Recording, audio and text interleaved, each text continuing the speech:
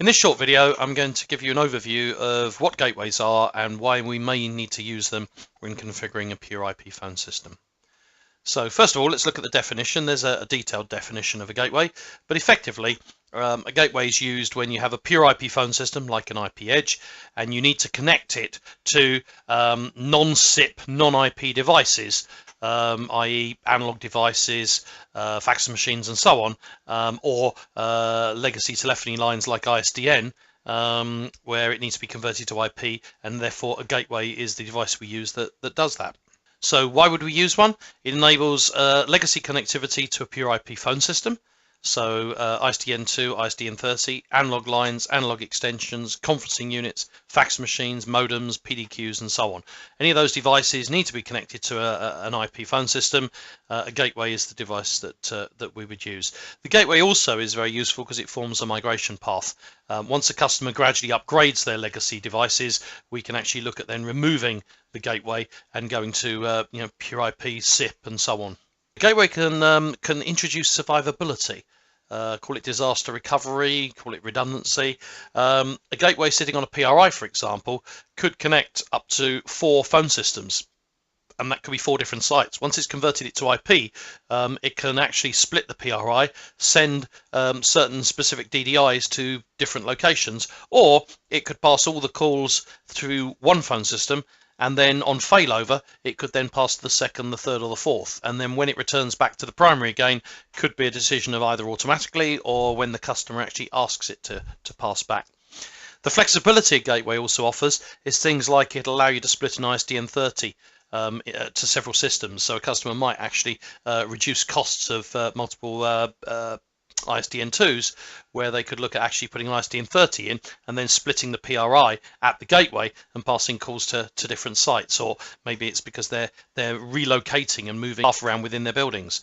The other thing that a gateway can do is it can add an extra layer of number manipulation. It has its own dial plan capability, and therefore working with an IPedge, it can actually help manipulate the numbers to give what's required. The other thing it does offer customers is the ability to do testing and upgrades and move some calls to a test system, again splitting the PRI, ISDN2, or whatever. And the other thing it may do is it may well give PSTN fallback for a customer that has moved to SIP who may still want an ISDN30, for example, as a backup for the time being, and therefore the gateway would bring those legacy lines into an all IP phone system. So let's have a quick look at the various options that we have. These products are all called Media Packs, MediaPack 100 series, and effectively they're analog gateways. FXO is for CO lines, or main exchange lines, and FXS is the extension side. So depending on the functionality, you can get 2 analog extensions, 4 analog extensions, 4 analog lines, 2 lines and 2 extensions, and then you can get 8 extensions, 8 lines, and then finally 4 extensions, 4 lines in a box. So that's quite a flexible approach. As you can see from the product itself there, it's a bit like a router. It's a desktop type product, so it's designed effectively to sit on a shelf or on top of the switch, or somewhere around there. Not exactly rack mountable, but could be mounted on a shelf in a rack.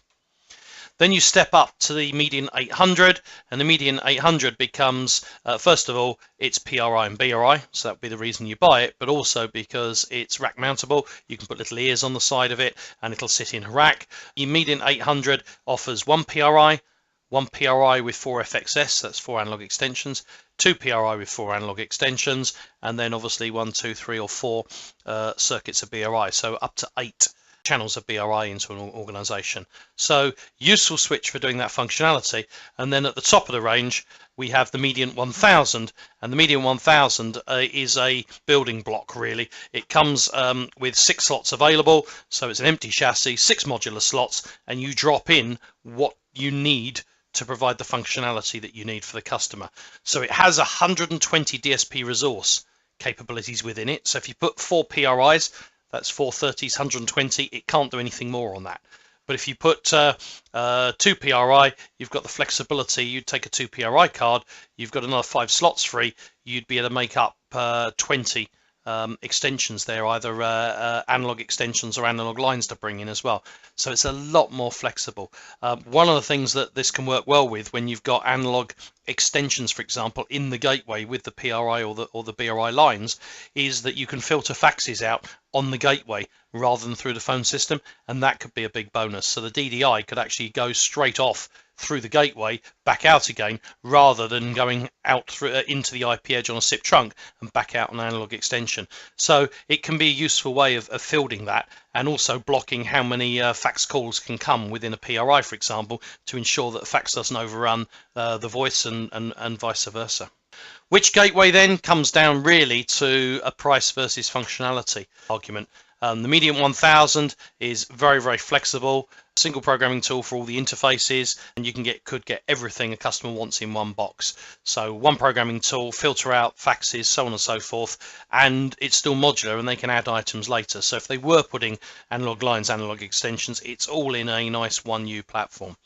However, if they don't need the functionality or price starts to squeeze things down, the Mediant 800 and 1000 allows you to do PRI and the fax filtering on that.